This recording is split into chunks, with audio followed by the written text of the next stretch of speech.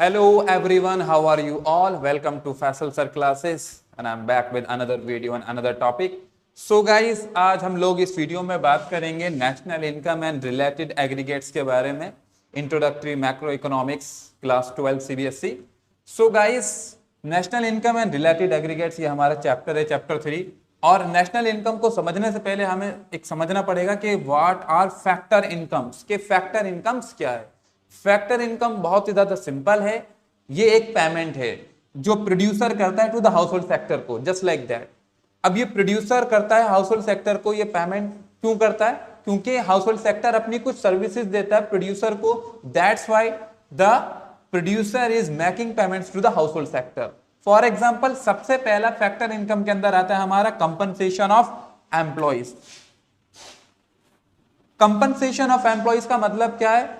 एक house hold sector जिसके अंदर इंडिविजुअल लोग आते हैं जो चीजों को कंज्यूम करते हैं, ठीक है, तो उसके अलावा वो लोग क्या करते हैं, वो अपने कुछ सर्विसेज वगैरह देते हैं, प्रोड्यूसर के यहाँ नौकरी करते हैं. इसके बदले में उनको क्या मिलता है? कंपनसेशन मिलता है, यानी उनको वेजेस या सैलरीज वगैरह मिलती है. नेक्स्ट है हमारा रेंट.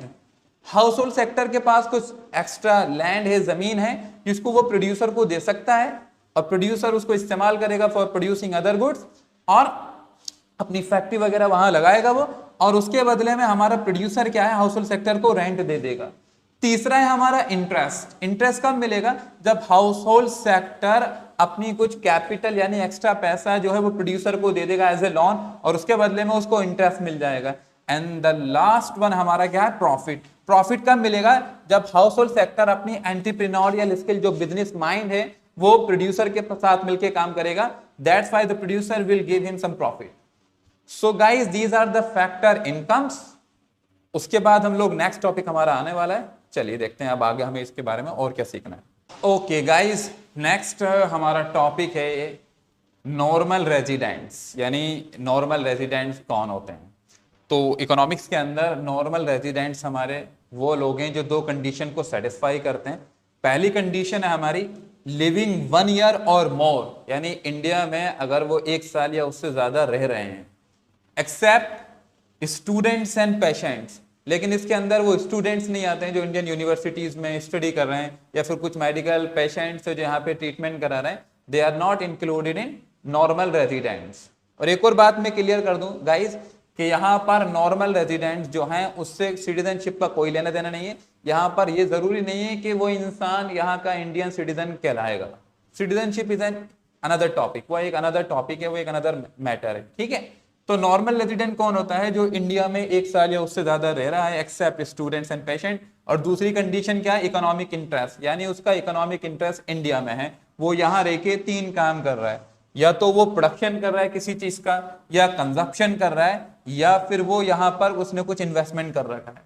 तो if anybody is satisfying these 2 condition in economics, he और she will be called normal residents.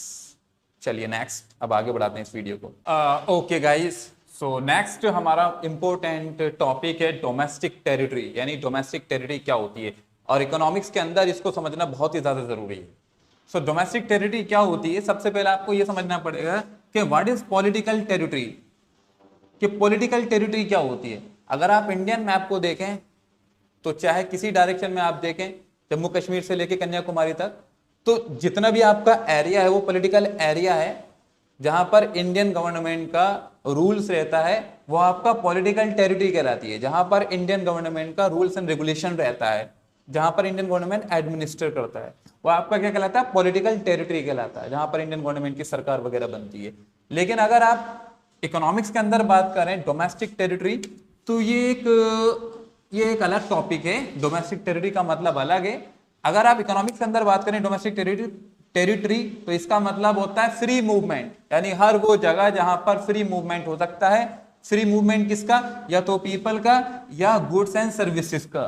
एक एग्जांपल समझते हैं हम लोग देखते हैं इंडियन एम्बेसी.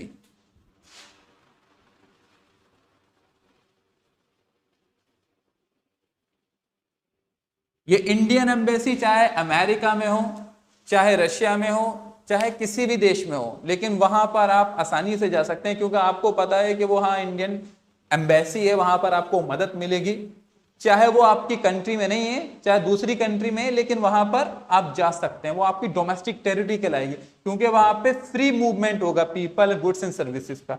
लेकिन अगर यहां पर कोई एम्बेसी है, अमेरिकन एम्बेसी इंडिया में है, न्यू दिल्ली में है, तो वहां आप आसानी से नहीं जा सकते। आप कहेंगे सर ये तो इंडिया में है, ये तो इंडिया है, ये तो हमारा देश है, वो बात आपकी सही है, बट जो अमेरिकन एम्बेसी है वो आपका डोमेस्टिक टेरिटरी नहीं है, ना ही आपकी पॉलिटिकल टेरिटरी है।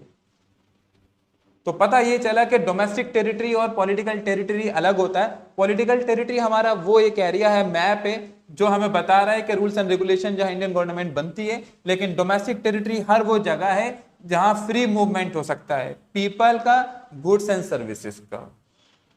So this is the difference between political territory and domestic territory. चलिए वीडियो को आगे बढ़ाते हैं। नेक्स्ट हमारा टॉपिक है नेशनल इनकम।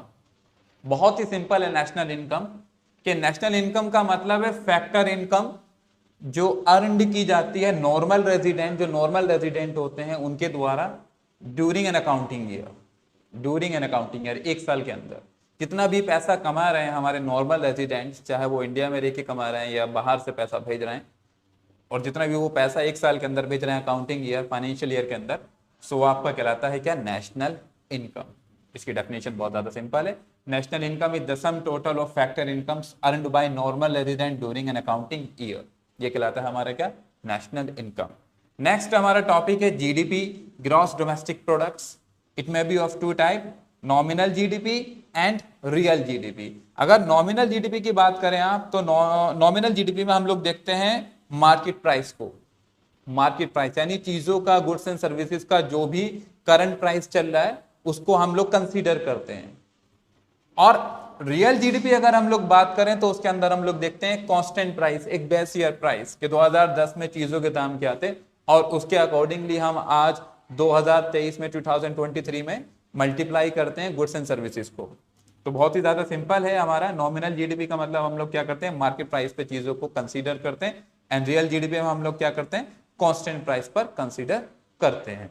हमारा है नॉमिनल जीडीपी को हम लोग कैसे फाइंड आउट कर सकते हैं। Nominal GDP equal to real GDP into price index upon 100। ये फॉर्मूला आप लोग लगाएंगे and easily we can get nominal GDP. Next है हमारा real GDP. Real GDP equal to nominal GDP upon price index into 100। So these are two formulas, please इसको note down कर लें। और गाइस इसके जो न्यूमेरिकल वगैरह हैं डेफिनेटली हम लोग नेक्स्ट वीडियो में कवर करेंगे, don't worry about that. National income के जो तीनों मेथड्स हैं उसको भी मैं कवर करूंगा। So please like my video and support me. And इस वीडियो में इतना ही, मैं मिलता हूँ आपको नेक्स्ट वीडियो में। अगर वीडियो पसंद आई हो तो प्लीज़ इसको लाइक करें, शेयर करें। Thank you.